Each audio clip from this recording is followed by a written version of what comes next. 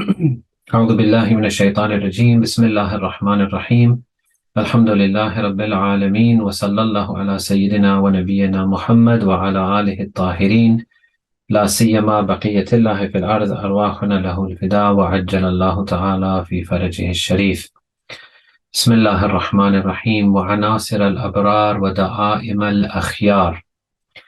Today's discussion is regarding these two parts of the Ziyarat. So we'll try to finish these two today, and there'll be a little bit left for next week regarding these two sentences. So again, as we've been saying throughout, we are still in the Ziyarat where we are repeating, although it's not said explicitly, but the meaning is Assalamu alaikum ya Anasir al-Abrar Wassalamu alaikum ya da'a'im al-Akhyar. So we are still repeating that salam upon the Ahlulbayt, but we're not saying it explicitly. Anasir al-Abrar. Anasir is the plural of unsur from the root word asr. Asr actually means to extract the essence or the juice of something by pressing it. Therefore, for example, in the Arabic countries, when you pick up a fruit juice, it's called asir because it has been pressed and that's the juice from it. So anasir comes from that. So unsur is the root or origin of something, and anasir is the plural, the roots and origins of something. Abrar, anasir al-Abrar. Abrar is the plural of bar. Bar comes from the root word bir. Bir means goodness. So bar is someone who is good. He performs righteous deeds, he discharges his responsibilities, he protects his taqwa and adalat, and therefore he is bar. And abrar is the plural of bar. So abrar means those who are very, very good and righteous. Bar can also mean an expanse of dry land. Here, Ayatollah Ajwadi says that these two things are still linked, because just like you look at a land which is dry, a large expanse of land, in the same way that someone who has bir is someone whose goodness and piety is large and expansive as well.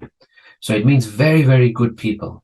So here, when we say Anasir al-Abrar, we are saying that you, O Imams of Ahlulbayt, you are the root and source of all goodness of good people, and it is credited back to you. The credit goes to you for the goodness of these good people. وَدَعَائِمَ الْأَخْيَارِ. Da'a'im is the plural of di'ama. Di'ama means a pillar or a kind of support that prevents a structure or a building from falling down. So for example, the leader of a people or a tribe is called di'amatul qawm, because he is the one they can lean on and rely on, and he prevents them from going into misguidance and destruction. And then we have وَدَعَائِمُ الْأَخْيَارِ. So akhyar. Akhyar is the plural of khayyir. Khayyir is a person of goodness, from the root word khair, which is opposite to shar. Shar is evil, khair is good. Khair is the good option that people choose based on their qualities and inclinations. And this has levels, as does bir. So abrar has levels, akhyar has also levels. What is included in khair and things that the akhyar do? Things like iman is a khair, righteous deeds, guidance, accepting the leadership of the imams. These are all khair. Knowledge is khair, forbearance, abstinence from the world, piety, bravery, worship, generosity, forgiveness, modesty. All of these things are khair. So the akhyar are those who practice these things. So when we say da'a'imul akhyar, what we are saying is that you, O Ahlul Bayt, peace be upon you, you are the pillars of the structure of good and righteous people. You are the reliable support by which they do not go astray and they do not get destroyed. People enter this group of good and righteous people because you are there and your teachings are there. Had you not been there, this structure would have been without support, would have been without a pillar, and it would have collapsed. One question comes here, which is there a difference then between abrar and akhyar, bir and khayyir? Is there a difference here, or are they just both good? No, there is a subtle difference. Ayatollah Ziya Abadi says that bir is something deeper. It becomes a part of the personality of a person. It gets its place in the soul and heart of a person. Whereas khair is a bit shallower. It's just goodness, but not necessarily to that depth where it becomes a part of someone. Ayatollah Jawadi, he quotes someone in his work that we are discussing who says that bir is a person who, bir is the goodness of a person which benefits the person himself and other people as well. And this is conscious in the mind of the person who is practicing bir. Whereas khair gives the person goodness, and it may also give other people goodness, but this is not a conscious effort. Rather, it happens without the person actually necessarily intending it. Therefore, all the Abrar are also Akhyar, but not necessarily that all the Akhyar are Abrar. Bir and Bar and Abrar are a higher stage than the Akhyar. Why we are making this point, we will come on to that. So the Imams are a support for the Akhyar. They prevent them from going astray, because the Akhyar still have that small possibility of going astray. They do a lot of good, but still it hasn't penetrated deep into their hearts. Whereas the Abrar, they don't have a possibility of going astray, or the possibility is very little, because they are more grounded in their righteousness. And the Imams are the origin and root and source of their goodness. Whereas for the Akhyar, the Imams are the support or pillar, or the place that they can lean on for support to make sure that their structure doesn't crumble and become destroyed. Now let's look into this in a little bit more depth. Anasir al-Abrar. What is this goodness that we are talking about? Ayatollah Jawadi says that from the point of view of their physical appearance, you will not be able to tell who is of the Abrar and who is not.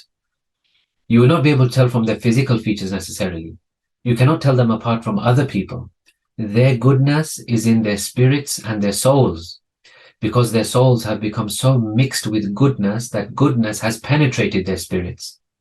And here we have a hadith from Imam Muhammad Baqir alayhi salam, in which he says regarding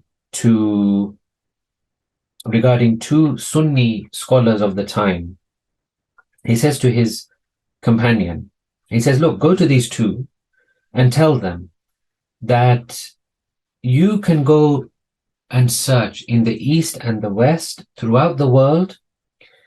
Go and search throughout the world. You will never come across true knowledge and proper knowledge except what we and our family members tell you. The Ahlulbayt are the key holders of this knowledge, this true knowledge. So, in other words, what Ayatollah Jawadi here is saying is that this is just an example of knowledge. Imam mentions knowledge here, but this can apply to every goodness. All goodness comes from Ahlul Bayt. And then it spreads, and we have some people called Abrar, who then take this goodness, make it part of themselves, and join that group of good people under the guidance and authority of Ahlul Bayt. Therefore, the whole world is actually indebted to them for all the goodness that exists in the world. In truth, if someone asks you, what is imamat? When you say you are followers of imams and you believe in imamat, what is this imamat? We should just tell them that, look, imamat, the true nature of imamat, is nothing other than all the goodness you see in this world and universe comes from imamat. All the light, all the truth, all the haqiqat, all the nuraniyat that you see in the world is because of the imams of the Ahlul Bayt. The humanity in people, the goodness in people, everything you see around you that is good comes from Ahlul Bayt alayhimus salam. So the conclusion of Agha Jawadi is, if anyone experiences or possesses a good quality or anything good, it is through the intermediation and medium of the A'imma alayhimus salam. And then Da'a'imul Akhyar. Da'a'imul Akhyar, as we said, is the support or the pillar of the structure of those who are good. Well, he explains it like this. He says, look, first of all, let's go back to something that we've discussed before. He says the whole objective of creation, why did Allah create everything, is for worship. وَمَا خَلَقْتُ الْجِنَّ وَالْإِنسَ إِلَّا لِيَعْبُدُونَ 51-56. So if a person can reach this goal of worshipping Allah, then he's on the path to completion, perfection, and true evolution of a human being. Therefore, once he's on this path, if he continues on the path, he will end up in the group of the righteous. There's no doubt. If he avoids this path, he doesn't go onto this path, then for sure he will be subject to misguidance and open to attack and destruction. Then he discusses, what do we mean by destruction? How can destruction happen of a person? He says that this can take the form of either belief or practice. Either a person's belief is wrong and hence he will go astray, or his practice is wrong and hence he will go astray. Or in another word, your source of knowledge, where are you getting your beliefs from? Is that correct or not? Is that open to misguidance and attack? Is it grounded? Is it sound? Is it pure? Is it from a pure source? Or your personality, are your desires and passions too much? And are they taking you away from the path? Because there could be a person who has one and not the other. Many mu'mineen, unfortunately, many of the Shias, we know we have the proper belief. We know we are grounded in our belief. We know we are to take the Quran from the Ahlulbayt. We know our beliefs. But because of our desires, because of our passions, we don't engage in worship the way we should. We get misguided a bit. The other way is also possible. A person may be a very good person, does good to other people, is a nice person generally, but their belief is not right. They don't have a concept of Tawheed, they don't have the concept of Quran, they don't have a concept of Ahlulbayt, they don't believe in hereafter, for example. They may be very good people, but again, not having the belief that is required makes you misguided. Imams, alayhimus salam, they solve both of these problems. Not only are they the pristine source of knowledge and belief, they teach and train other people how to control desires and passions. And this leads to more positive and spiritual personality for each person. Therefore, the Imams, they are the whole package. You get your knowledge, you get your teachings, you get your beliefs, you get your understanding, you get everything on a theoretical side from the Imams, and then you get a complete way of life, perfection, a reference point for everything in your life thereafter. Now, we will look at this from two important angles regarding our beliefs as Shias. Alhamdulillah, I cannot say this enough, that we, the Shias, the 12 Shias, we have got such a strong belief system that all of these teachings are there in our teachings, and we just have to uncover them and discover them. So I'll approach this from two different angles now. One Shia belief is this, that the Imams of Ahlul Bayt are the best and the most expert in everything and every field. No one is better than them in anything. Sunnis do not necessarily believe this, by the way. They have a slightly different belief. But our belief is that the Imams are the best at everything in every field. Let me share with you two hadiths from Imam Ja'far Sadiq alayhi salam. The first hadith is this. Inna law kunna naftin nas bi ra'yina wa hawana. He says, look, if we were like everybody else, all these other people who claim to be authorities and leaders, as you know, in Imam Sadiq's time, the Sunni schools of thought were, the Sunni schools of fiqh were just, forming, and those people were there, some of them at the time of Imam Sadiq alayhi salam. So he makes a statement. He says, look, if we were like everyone else, these other people that you regard as scholars, if we were like them, just like scholars, using our own ijtihad, our own skills and research and learning and reading and thinking and this and that, then in that case, لَكُنَّا مِنَ الْحَالِكِينَ, then we would have been destroyed, we would have been losers, we would have lost out. Why? Because this is a human endeavor. What other people do, it's a human endeavor. There could be mistakes, there could be lapses, there could be something that escapes your attention. One day you're not sharp and you misread something. We could be in the same category, however we are different. وَلَكِنَّهَا آثَارٌ مِّن رَسُولِ اللَّهِ. But our knowledge is not like this research and ijtihad and these things which normal people do. No, our knowledge is the inherited knowledge from the Holy Prophet sallallahu alaihi wasallam. Aslu ilm. We don't bother with these small researches and these things which other people do. We are not just scholars amongst you. We are aslu ilm. We are the very root and origin of knowledge from the Holy Prophet. We have inherited it, kabiran an kabir, generation after generation. This knowledge is handed down. It was handed down by Rasulullah to Amir al-Mu'mineen, from Amir al-Mu'mineen to Imam Hassan, from Imam Hassan to Imam Hussein. Generation after generation, person after person of the Imams, we are given this knowledge. نَكْنَزُهَا كَمَا يَكْنُزُ النَّاسِ ذَهَبَهُمْ وَفِضَّتَهُمْ. We protect and safeguard this knowledge, each one of us, generation after generation, the same way that everyone else protects their gold and silver. So the way that, for example, you want to pass on your wealth and property and gold and silver generation to generation, you protect your jewelry, you protect your gold, you protect all these things, and you say, my kids will get it, and their kids will get it, and their kids will get it. We do that with knowledge. Our knowledge is not just normal knowledge. We're not just scholars like everyone else. We have God-given knowledge via Rasulullah sallallahu alayhi wa alihi wasallam. The second hadith from Imam Sadiq alayhi salam is, Hadithi hadithu abi.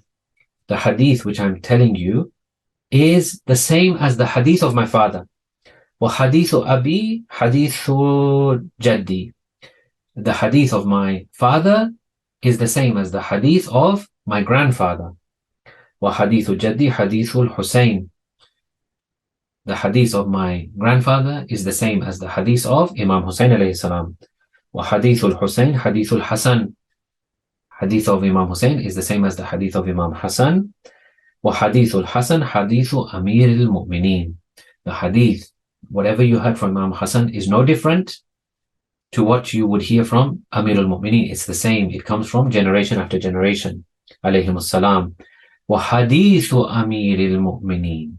And the hadith which Amir al-Mu'mineen would say, hadithu Rasulullah, is the same as the hadith of Rasulullah. Don't think, oh, every generation is different. He used to see something in a different way, and I see something in a different way, like normal scholars would do. No. Everyone is on the same page. Everyone sees it from the same angle. Why? وَحَدِيثُ رَسُولِ اللَّهِ قَوْلُ اللَّهِ عَزَّ وَجَلَّ. Because the hadith of Rasulullah are the words of Allah subhanahu wa ta'ala. Allah is the source. We only have one source. We don't need to go to different books and go to different libraries and do this research like normal people do. We are not just scholars. We are given this knowledge from Allah subhanahu wa ta'ala, past generation to generation. So the knowledge is God-given, inherited from Rasulullah, and given to each generation. In one place, Imam Sadiq alayhi salam says to Abu Hanifa, the leader of the Hanafi Sunni school, he says to him, Ma warrathaka Allahu min kitabihi harfan. He says, Abu Hanifa, Allah has not blessed you with even one letter of his book as an inheritance.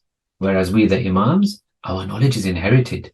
We don't go to anyone to learn. We don't go to school, college, university to learn these things. So the Imams are the ones who protect and safeguard the knowledge and beliefs of the righteous people. Hence, anyone who is righteous and good, their origin is the Imams, whose origin of knowledge is Allah subhanahu wa ta'ala. The second angle, and this is the final thing for today, is that what we, the Shias, believe is the Imams must be ma'asum. Ma'asum means for their entire life, they are sinless. They do not make mistakes. They do not have any lapses. They do not have any lack of memory or forgetfulness. So hence, their ismat, their infallibility goes hand in hand with all of these things. This is why we are so sure when we have our Imams and we understand their words and we read their words, we are so sure of our beliefs. And our beliefs are so much in line with the Holy Quran. And the Holy Quran is so much in line with the Holy Prophet. And the Holy Prophet is so much in line with Amir al-Mu'mineen alayhi salam. So they not only light up the path with their lives and lifestyles, they are ideals and reference points of how to live and act and behave, and not just in a mediocre way, but the best possible way. When you look at the lives of the Imams, you don't just think, okay, this was one way to do it. No, this was the best way to do it. Hence, they remain as very, very reliable, firm structures, people, lifestyles, lives, teachings, and we have no doubt about it. Hence, the conclusion of today is their existence is the pillar, the support of this structure, this building, and due to them, the structure of the righteous is firm, standing, and will not be destroyed. Anasir al-Abrar wa da'a'im al-Akhyar. Next week, we will look at a few of the different examples of this that we can see in the lives of the Aimma alayhimus salam. And that is the end of today's session. Wassalamu alaikum wa rahmatullahi wa barakatuh. And we can look at the questions if there are any. And then we'll conclude, inshallah. And should we take knowledge from others, non-Shias, or even people who have no inclination towards God, even people who have hatred towards Ahlulbayt, na'udhu billah, may Allah curse those people? Will it have an effect? Okay, so we are taught in our religion to take knowledge from whoever it may be. Knowledge itself is valuable, okay? Knowledge is something that should be taken from anybody if it's true, accurate, and, it benefits. However, even that knowledge from that person who may be actually not even a friend of the Imams, even that has originally come from the Imams itself. So even he thinks he's independent in his knowledge, he's not. That knowledge, if it's good knowledge, has come from the Imams only. And he's just held it for a while and he passes it on. So we can take that. That's no problem. But if you want really, truly blessed knowledge of the utmost without any deviation in it, then that comes directly from the Imams.